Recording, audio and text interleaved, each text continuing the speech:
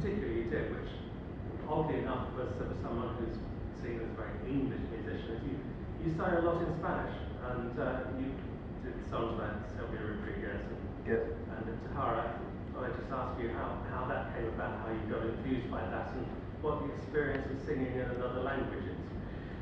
Well, first of all, the last part, singing in another language, if you've got a voice, it's a limited instrument, except in one way, which is the voice has got something that no other instrument's got. We can't ripple up and down like a piano or on a violin, we can't record, but we've got vowels and consonants, and each language, and even each dialect, each person, has their own way of arranging vowels and consonants and the emphases.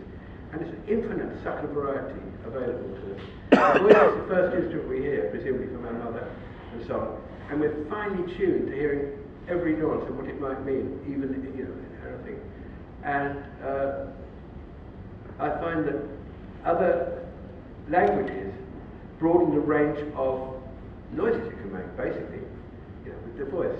If you sort of respect the other language and try and understand the feel of it. And although I don't speak very good Spanish or French, I like the sound of it. Somebody once said about the English years ago, they said, the British don't know much about music, but they love the noise it makes. And I think, the rude bastard. Anyway, you have to put up with this. It's probably right. But anyway, I don't know much about foreign languages, but I like the noises they make. And this is coupled with the fact that it's more than one reason I do anything really, and the other reason was that because I was at that time in the Communist Party, and we were going to all these star bazaars and picking up records from countries like Cuba and the Soviet Union and various East European countries, so Bulgarian folk music, Cuban music. There would be a lot of acts from Southern Africa too, from Angola and Mozambique.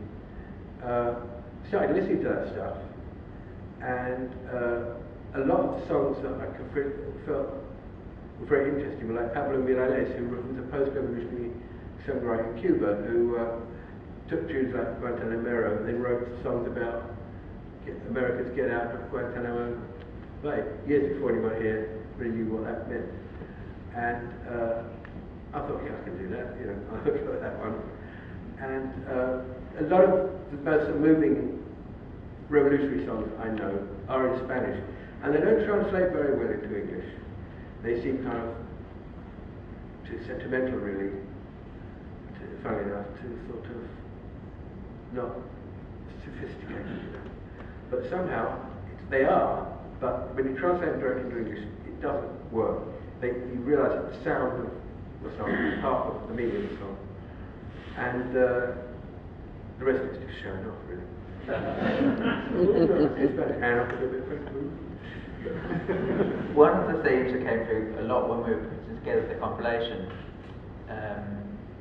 together with Andy Charles, was the internationalism, as you say, for someone who's often described as quintessentially English.